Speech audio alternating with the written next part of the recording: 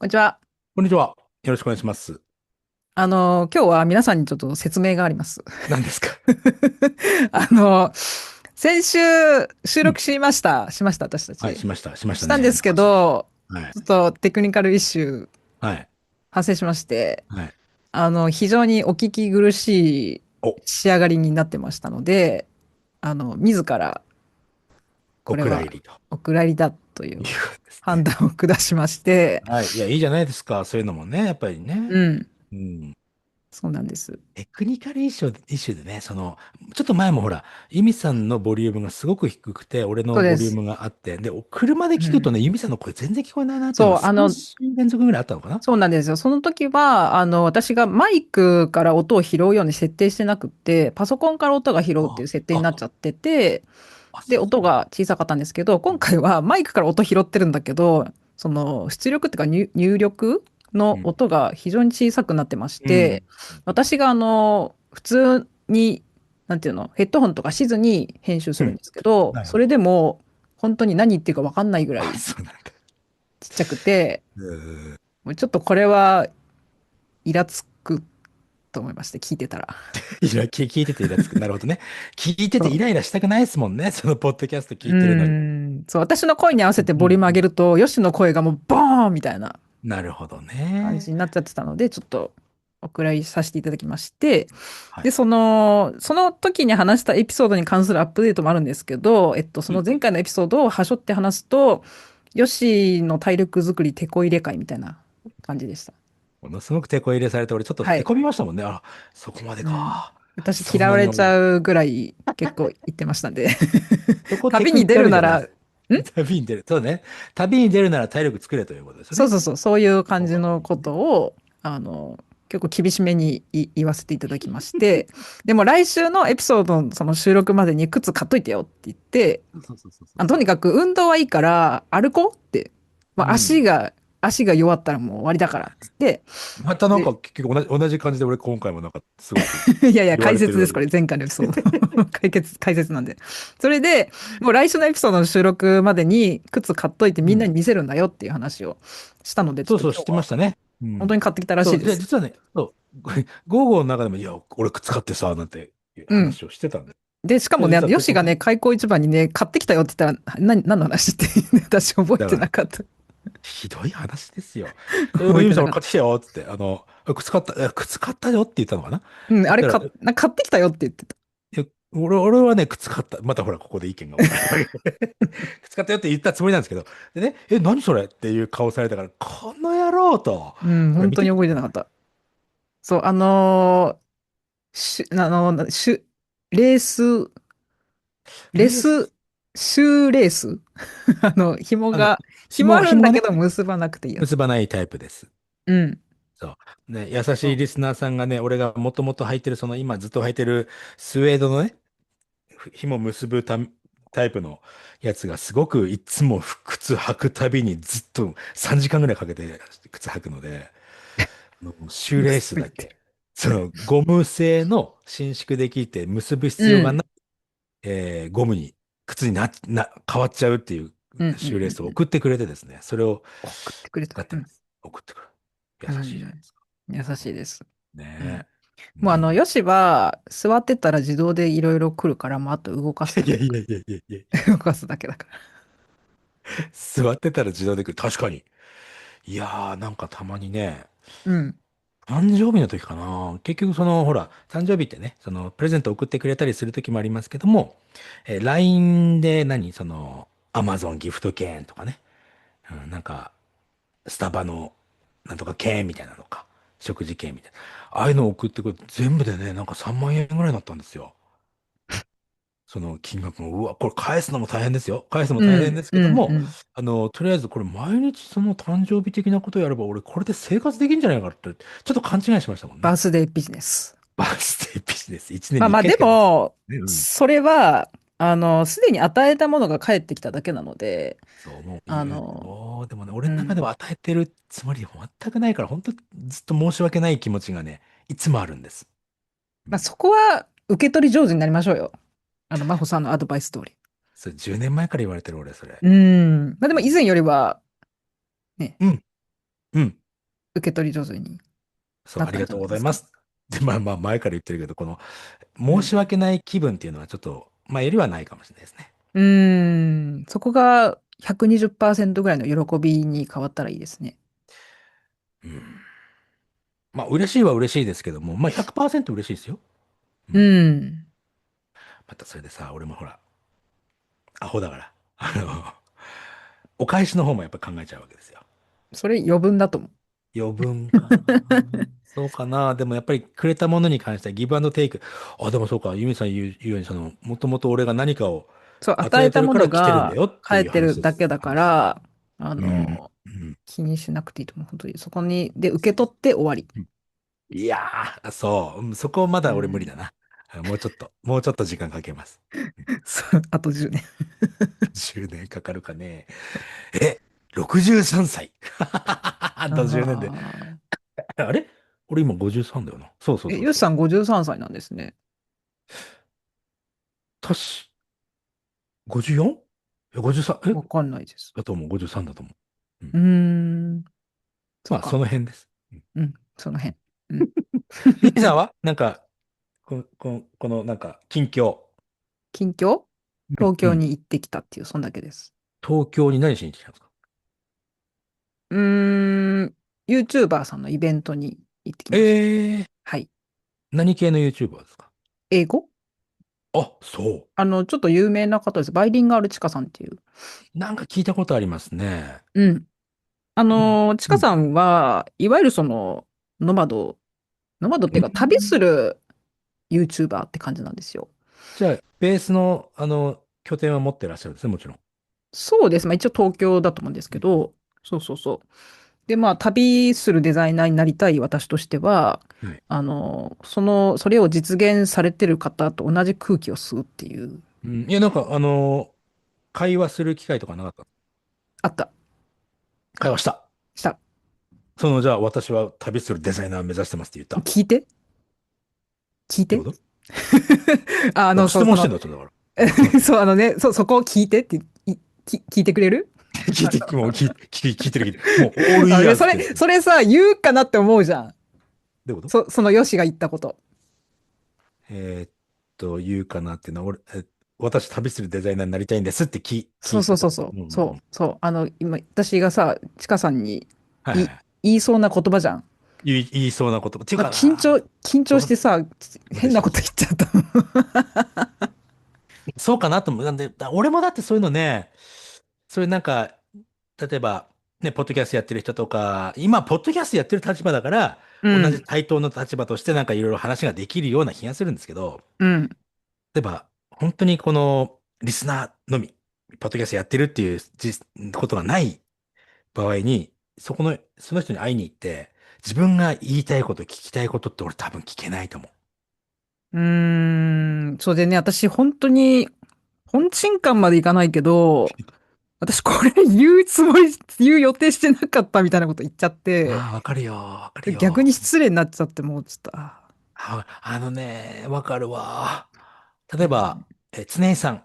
うん。うん、新潟でね、リスナーさん、もともとリスナーさんだったんですうん、けど、うん、俺が随分うん、彼女の歌がね、好きになってっていう人。うん、うん。初めて会った時、危なく失礼なこといっぱい言いそうになって、もう、いっぱい止めましたもん、俺。うーなんか、んテンション上がりすぎちゃうんでしょうね。会えた喜びとかって。そう。わかるわ。うん。ちかさんと一緒にこうセルフィーっていうか写真撮れるっはい。ていうはい。列に並ぶ予定だったんですけはい。っど、列がなかったんですよ。ていうと、行ったら、はい、どうぞみたいななっちゃって。ああ、誰も並んでなかったとかそういうことではなくて。たまたま時間のこう切り替わり、うん11うんうん。時から11時15分までの方、はい。11時15分から11時半までの方っていう感じで、こう、時間が切り替わるタイミングで列の先頭になっちゃったんですよ。なるほど。で、もうみたいななって、私さっきそこに来たばっかりなんだけど、みたいな。で、スタッフさんからの無言の圧で、はい。ごめん、早くしろよ、みたいな目線、もうさっさとカメラ開いて、みたいな、圧がすごかった。なんとかゆかさん、ちかさんか。バイリンガルチカさん。はい。YouTube の登録者数ってどのくらいいるんですか？ 152万人とかですかね。152 万人、すごいうん。ね。うち、55英語会は10万人ぐらいですけど、うん。イベントのスタイルがやっぱり違いますね。そうなってくると。それはやっぱりそうですね。うん。うち、エイブとよく話すのは、イベントやるときにはうんうん。みんなと話をしようねってことで、俺らはもう止まんないんですよ、基本的に。なんか、うんうんうん。ずーっと会場をぐるぐる回って、まあ、止まっても10分ぐらい、そのテーブルみんなでわーっと話して、それをずーっと繰り返すので、まあ、人数が多くてもそれやるので、あんまりこう喋る機会は少ないですけど、うなんかそのん。並んで、なんか距離があるじゃないですか。この、配信者とリスナーみたいな。うんうんうんそこは変わうん。らないんですけど、うちも。ただ、うん。やっぱりお友達、同じ、なんか同じものを目指してきた仲間じゃないですか。そのう55って、んうん英語っうんうん。ていうことをね、考えると。うん。だもっとね、溶け合いたいって思うので、そういう並んで写真撮ろうぜじゃなくて、みんなでこの、俺う行くから、撮って撮っーん。て撮って、みたいな。そういう感じなので、やっぱそこのコンセプト自体違うな。それ緊張するわ、それは。そうです。うん。うーん。そうなんですよ。それで、まあまあ、でも、また次会った時に訂正すればいいやと思って、会う設定にしときました。あ、すごい。うん。会場には何人ぐらいなんですか？そうですね。150人から200人ぐらいかうな。ーん、じゃあまあ、やっぱり、サブうスクライバーさんのん、数からしたら、ヨシさんが言うように、やっぱ YouTuber さんなので、やっぱそこまで、なんていうの、うわーって感じじゃなかったですけど。うん。やっぱりそうん。の、実際に行動を起こす人のことを、なんだっけな。そうです。コンバージョンなんと、率なんとか率ってね、コンバージョン率コンバージョンか。コンうん。バージョン率っていうのは、YouTube って1.7%なんですうん、よ。うん、うん、150万人の登録者がいても1.7%しか、行こうかなっうん。て思って実際に行動を起こす人はそのくらいしかいないです。うん、ポッドキャストの場合は30%いるんですね。うん、うん、うん、なので、やっうん。ぱりね、登録者数、うん、だけではちょっと測れないところはありますけうどね。ん、で、そうですね。結局、どういう質問してきたんですか？質問じゃなかったですね、私。うん。どういう感じのこと？まあ、ちかさんの生き方に憧れてますみたいな、そういうん。う話。うん。うん。うん。で、うん。次に会う機会を設ける的な設まあ、定ってどういう？次また、喋れるだろうっていう、私の思い、まあ、思いだけ伝えてないのね。伝えてないです。伝えてない。でもやっぱりそうやって思ってれば叶うからね。そうそうそうそう。うん、そうなんですよ。そういう心持ちは必要ですよね。うん。で、私が、ちょっと失礼なこと言っちゃったとこはちょっとモザイクってことで。もうお点なんで。で、どうですか？行ってみて何か得るものはありました？ありました、ありました。うん。うん。何がありました？ありましたよ。うーん。なんだろうね。そうやって言われるとパッと出てこないんですけど。まあ、そのあ、で旅すも、るなんとかっていうところに感化されていって、そこのパワーを浴びてきたっていうのは、それはそれだけでもいいことですよそう、ね。なんだろうな。その彼女は、ものづくり、自分が輩出するものに対してっていうのかな。それのすごい強いこだわりを感じるんですよ。おお。動画見てて。うん。うん。それはすごい感じてたので、やっぱりそこはすごい強い人なんだなっていうのは感じたし、なんかものすごい人気が出だした頃に、なんかちかさん遠くなっちゃったってすごいメッセージもらうけど、全然変わってないよっていうのを伝えるためだけの動画とか作ったりしてたんですけど、うん。そこはね、イベント通じてやっぱそこをすごい感じたので、どれだけ周りを取り巻く環境が変わっても、そこはブレない人なんだな、みたいな。そ基本こを、変わんないっすよ。人は。人基本変わんないから、周りの見方が変わるだけであって、うー変わんないっん。す。うん。でもうーん。でもじゃないね。なんていうのなんかそこを、まあ動画で感じるだけじゃなくて、その回を通じて本人から感じ取れたっていうのは、すごい良かったな、みたいな。ううん。ん。で、まあ彼女は、そういう SNS の発信だけじゃなくて、ものづはい。くりもやってる人なんですけど、うん、まあ多岐にわたるっていうんですかね、活動が。うん。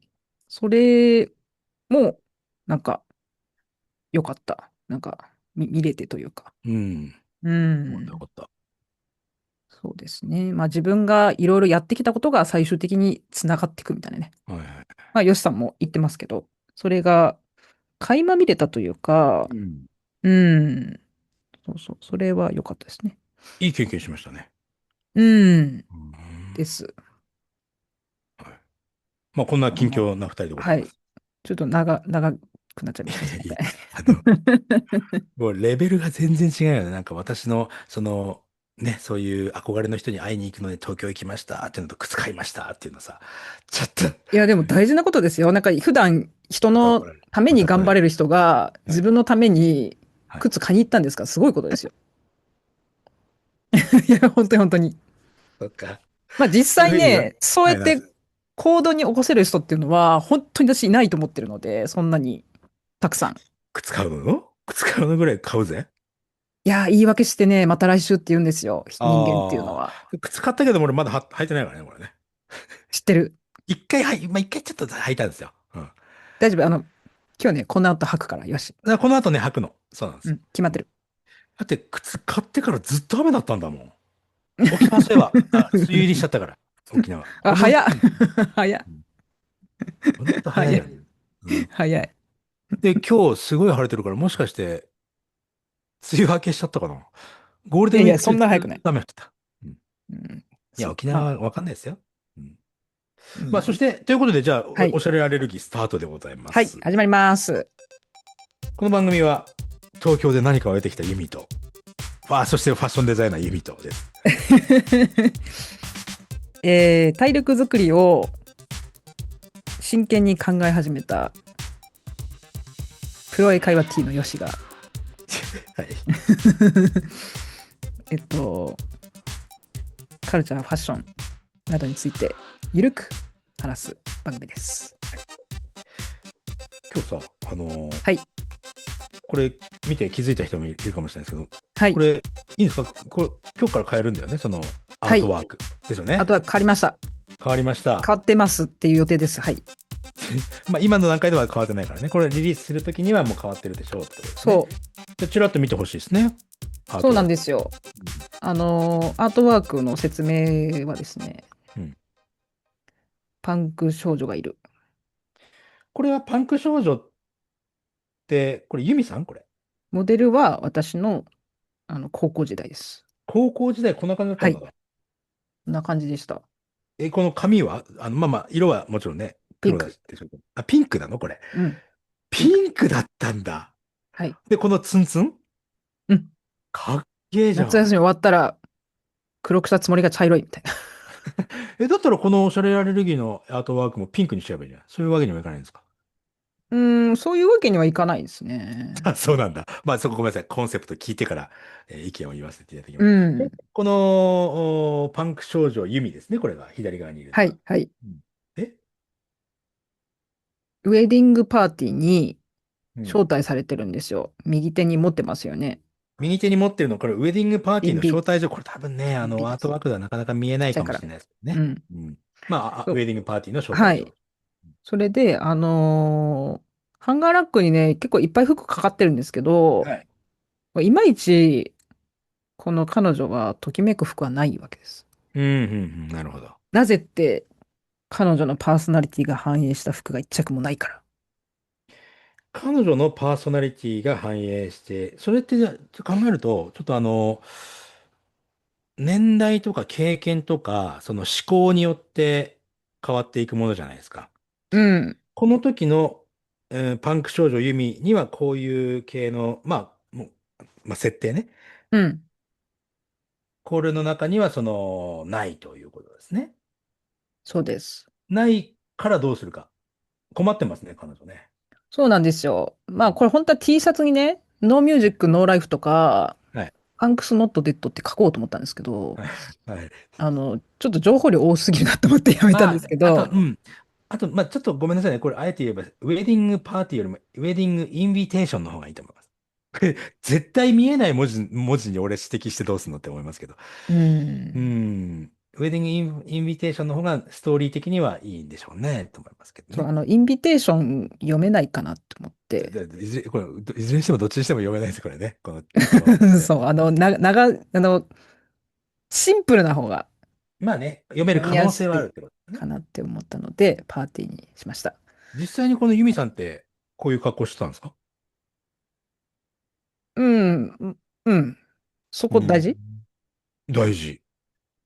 いや、本当のユミさんがこう、反映されてんのかと思って。うん、でも私と思って見ないでくださいね、これ。え、そうなの？モデルなんであモくまで。デルなのね。うん、うん、うあん。あ、の、うん、う見てん、る人は自分をここに投影してください。うん。なるほどね。その、何これって感じてるの自分と思ってください。うん、じゃあ、これうん。は、おしゃれ、今、結婚式に行くためのドレスがねえ、畜生、私の感性と合わねえっていうことを言ってるけども、でもうん。具体的に具体的というか広い意味で見た場合には、これは何か自分がやろうと思っていることと違うことがなんか世の中から迫ってきてて、私どうしようかなって思ってる人っていう感じかな。そうですね。そうですね。うん。概念うん。的には自分と合わないものを押し付けられるようとしてて、そこにこう、ストレスを感じているみたいな。そうそうそうそうそううそうそう。ーん。そうです、そうです。いいコンセプトですね、これね。ノーミュージック、ノーライフと思ってる人に、こういう万人受けするみたいなうーん。ファッションがやってきてもですね、うん。全然違うわけですよ。やっぱこう自分のパーソナリティが出てるそこさ、服を着た方がしっくりくるんですよ。人間っていうの今は。考えるとね、はい。そこって一般的な感じの話をすると、自分うん。のポリシーとしてはパンクですと。うん。でも結婚式に行くからこの一般的なものを着て仕方なく行くっていうのが大体の流れじゃないですか。う世の中。ーん。はいはいはいはい。そこでもそこを抗っていきたいっていうその思いがこの人にうん。は見えるっていうことですよね。うん。うん、深いじゃん、今。みんな、みうん。んなそうなの？みんなそうだと思う。だって結婚式の時にやっぱりなんかこうそういう結婚式っぽい服を着ていく。普段だって結婚式っぽい服着来てる。ないじゃないですか。着てた？あ、私結婚式にそんな着てってないよ。だから一般的な話ですよ。うんうん普通はそういうのを着て、うん。うん。多分ファッションのことにそこまでこだわりがない人は、全然、あ、普通に着るよって感じだと思うんですよ。うんうんうん。でも今回のこのアートワークのこの人は、こだわりがあるからそこに抵抗があるってことでしょ？っうんうんうん。ていうことは、この結婚式とかファッションとかじゃなく、一般的にその自分がやりたくないこと。例えうん。ばこれ、今パッと思いついたのはゲイとかね、うん。LGBTQ の人っうん。ていうのは、まあ男の人で中身が女性の人の場合は、自分が男性の格好をして会社に行くとかっていうのはもう許せないんですよ、本当は。うんうんうんうん。自分に嘘をついてる感じがするから。うん。なので、日本には住みにくいっていう人が多いんですよね。で、うんリスナーうんうん。さんにもいらっしゃるんですけど、日本住みにくいので、オーストラリアに移住して、うん。向こうで彼氏とね、まあ、結婚はしてないですけども、まあ、一緒に暮らして、いらっしゃるという方もいらっしゃる。それも言ってました。やっぱり自分に嘘ついて生きていきたくないのでっていうことで。うーん。そこにもやっぱりつながりますね。この考え方、コンセプトはね。うーん。そうそうそう。そうなんです。うん。なるほどね。そう。なので、それがわかるようなものにしたっていうと、ちょっと、もやっとしますね。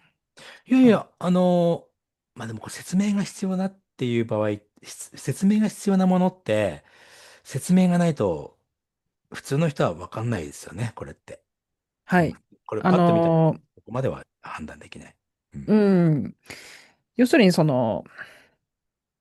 まあ、ファッション、おしゃれっていうのは、こう、感度が高いものが、高い人がするとか、うん。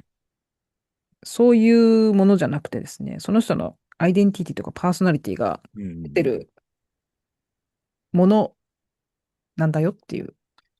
これ、そうですよね。そのアイデンティティとか自分のその自分自身っていうのを、う多分、ん。これ、どんな人でも必ず1個、2個、3個持ってるわけあります。じゃないですか。はい。そこに抗っていってるのは必ずどっかにあるはずなんですよね。うん。そういうのをこう、表してるっていうの、ね、この絵だけでは分かんないのがちょっともったいないよな。うん。でもなかなか難しいですよね、こういうの表現するのって。あの、うん。どこかの海外のバンドで、レイジ・アゲインスタ・マシーンっていう、うん。バンドがいるんですね。はい。で海外で俺初めてその人たちのこと知ったんですけども、はい。レイジ・アゲインスタ・マシーンってどういう意味って聞いたわけですよ。そしたうん。ら、みんな分かってましたね、そのレイジ・アゲインスタ・マシーンの意味が。レイジってのは怒るとかね、奮起するみたいな意味うなんですけど、ん。アゲインストのこの対抗するっていう意味です。マシーンっていうのは機械ですよね。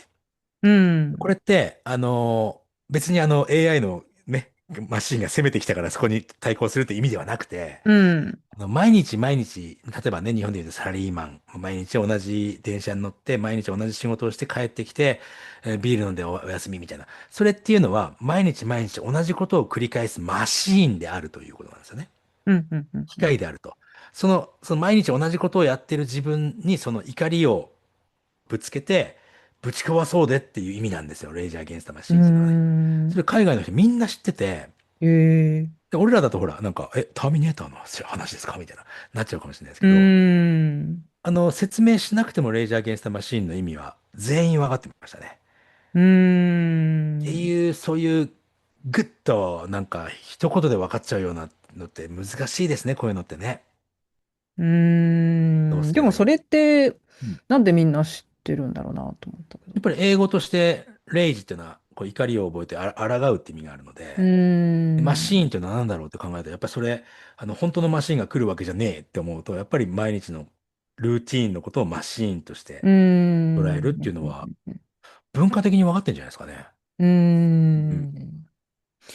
ちょっとこの私たちが話してる時点でアートワークが100%完成していないので、もしかしたら吉野意見をもとにちょっとアうん。レンジ入ってるかもしれないですけど、まあ、わかりやすいようにね。編集。でもそれは時間かけてもいいんじゃないですか。もう少しだってすぐにアイディア出るとは思えないです。ここ一発で見て、もう何かね、大きなものに巻かれねえぞ、俺は、というん。う、そういう印象がアートワークだけで一発で入ってくるって、なかなかすっげえ難しいと思いますよ。うん。でもそうか。俺は表現するの難しいけど、ユミさんはアーティストだからそこもしかしてできちゃうのかもしれないね。うん、なんか私としては、このパンク少女が、一般的なおしゃれだねって言われるようなファッションを提案されても、アレルギーを起こしちゃうよっていう、そういう感じが見てわかればいいかなって思っねてます。ちょっと頑張ります。うん、俺感覚人間じゃないからさ、これさっきね、ユミさんにこのアートワークの説明されて、なるほどねって思ったけど、うん。やっぱりこのアートワーク見ただけど、そういうことかって思ってもらいたいよね。なんなら。うーうん。ん。それができたらすげえよ。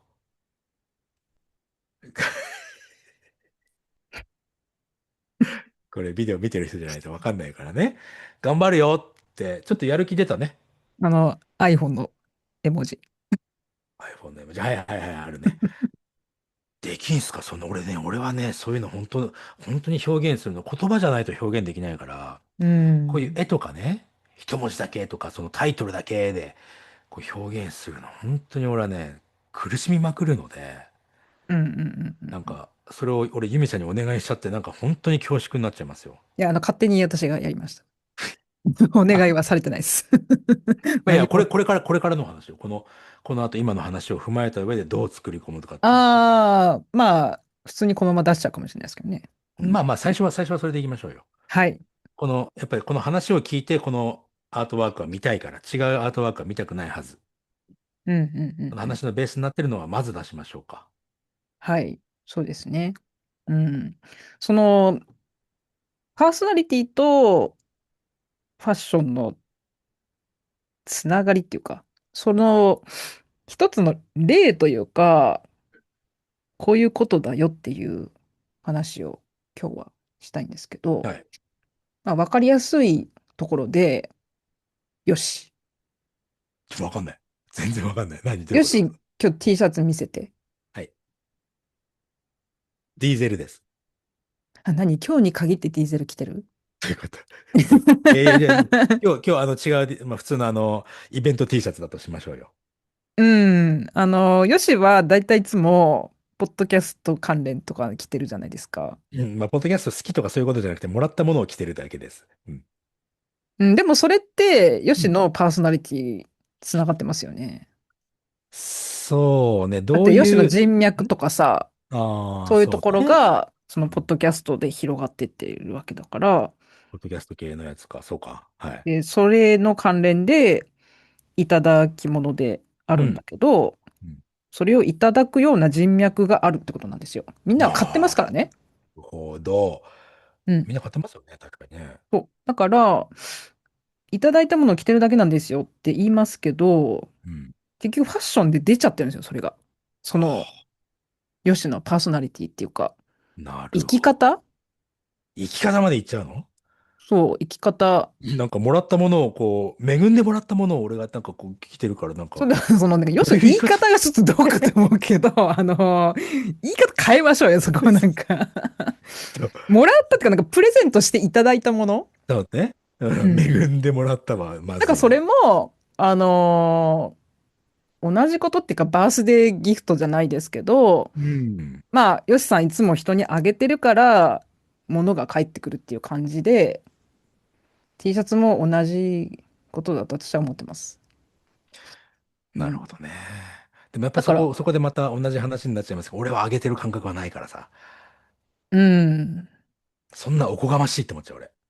あげてねえよ、そんな何言ってんのって思っちゃまあ、そういうふうに、こう、謙虚っていうか、その気持ちは大切なことなんですけど、もっとこう、罪悪感、ノーギルティ、ギルティフリーでう。ギルティフリーでもらおいけるかうちゃんと。な。うん。でも確かにね、イベントとかに行って、こういうことを伝えたいんです、ヨシさんとエブさんには、って、やっぱり感謝の気持ちをずうん。ーっと言われますね。うん。うん。うで、ん。うん。感謝の気持ちがあるからこそ、そういう会場に来てくれるわけで。だってユミさんもね、東京にいたのは、バイリンガルチカさんに感謝の気持ちがあって、それなんなら伝えたいと思って行ったわけですよ。うんまあ、うん、やっぱ違うふうに伝そわったかもだけれはね、そのイベンど。うん。トに来る人たち、うん、やっぱそういう気持ちの塊がこう、わーっと来るので、うん。なんかやっぱりイベントすると、なんていうのかな、もっと頑張ろうって思いますもん。うん。まあ、そっか。うギブん。アンドテイクね。そう、でまあね。も、うん。ヨシが散々もらったもの着てるだけだからって言ってるけど、うん。知らない間に、ヨシのパーソナリティとかライフスタイルがうん。っ勝手に自動的にもうアウトフィットに現れてるっていう。ていうことは、これパーソナリティというよりもアイデンティティの方じゃない？うん。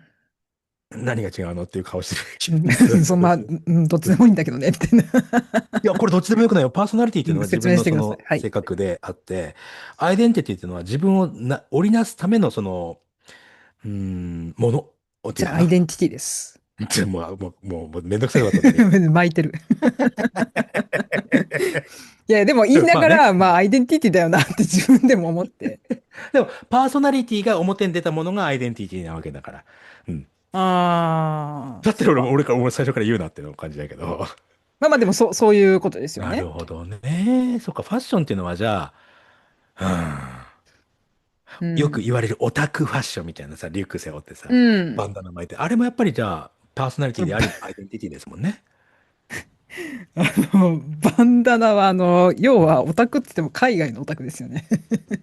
海外から見る日本のオタクよ。本当ですか？日あ、本人バンダナってアメリカのオタク、そうかな。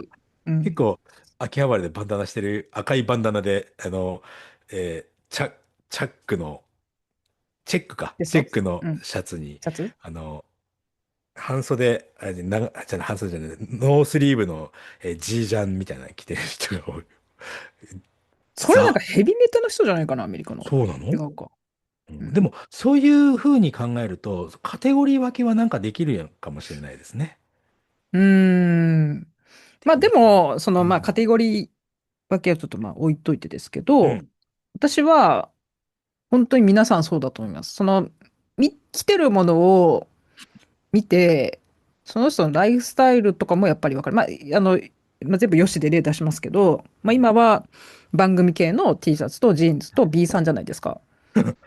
で、は B い。さんはライフスタイルスリー、なんですよ。沖縄にスリー、住んでるから。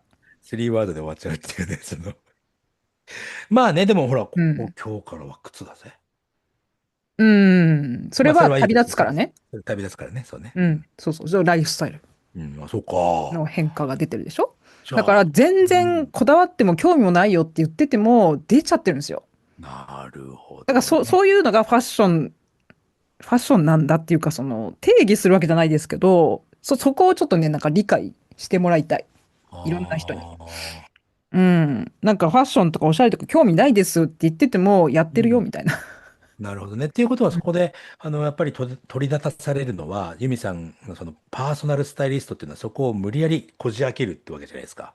うん。それで相手に感動を与えて、あ、これすごいって言わせるって、いや、そりゃいい仕事だよ。うん、早くやろう。うん。無理やりこじ開けてはないですね。あ、そうね。その表現は良くないね。ナチュラルにナチュ行くように見せかけラルに。といて無理やりやってるっていう、そういう感じですってね。結局、まあでもね、そうよね。言い方ですね、言い方。確かに。確かにそうね。うん。いいんじゃないなんか、あ、そう。それなそう、んかなんか、そういうふうに言われると、あ、俺もちょっとなんか、おしゃれなのかなって思っちゃうね。おしゃれっていうよりも、自分が出てるのかって思うと、なんかちょっと嬉しい感じがしそう、ます。なんかそこをね、あの、みんなに分かってほしいっていうか、あ、そういうものなんだ、ファッションって、こうなんか気軽に受け取ってほしい、捉えてほしい。うん。確かに好みもありますからね。例えば、ね、おふくろが前、島村に一緒に行ってこう、洋服を選んうん。で買ってきてあげる、買うっていうその作業をしてた時に、うん。やっぱり彼女は花柄が好きだったんですよね。うやっぱん。花柄系のその黒い花、青い花、うん。うん、とか、もうでもなんだかんだで花柄なんですようね。ってん。いうのはやっぱり個性が出てますよねってとこですよね。そうそうそうそうそうそう。うん、なるほどそうね。そうそうそうん。う。うん。島村とか関係ないわけですか。っていうこと関係ないですよね。関係ない。うん、なるほどうん。ね。うん、そうなんです。ちょっと分かった。ぜひ皆さんも、うん。まあ、これで十分伝わったかはわからないですけど、道行く人を観察すると結構面白いので。あと自分のファッションを振り返るっていうのもありでしょそうそうそう、最初は自分ね。う。あと、身内っていうか、家族とか、うん。うん。友達とか。なるほどね。うん。よくわかりました。はい。そん、じゃあ、そんなそん感じで今日、なことが言いたいこれ今日。なんか充実してはい。んじゃないこういうの。なんか、すこのおしごく。ゃれアレルギーっぽいエピソードになりだから、ました。はい。まあ、アートワークも変わってね、新規一点的な感じでね、うん、はい。行こうじゃないかということね。はい。うん。AAO。おはい、ということで、この番組では皆さんからのお便りをお待ちしてますよ。いろんなね、毎日言う。お悩み、あとはファッションに関することじゃはい。なくてもね、なんかそういう番組のコンセプトに合っても合ってなくても全然どっちでもいいです。ね、うんうんメッセージいうんうんうんただければ、ね、うんうんうん。ご紹介させあ、ていたですね。だいて。番組コンセプトあってもいてもあってなくても、結局のところつながってて合ってることになるから。まあね、そういうことになると思います。うんうん。はい。なのでね、遠慮せずにいろいろとコメントぶち込んでください。ぜひはい。よお待ちしてます。ろしくお願いします。はい。では、今週はここで終わりたいと思いまはい。す。また次回ですね。ありがとうございました。はい。ありがとうございました。さよなら。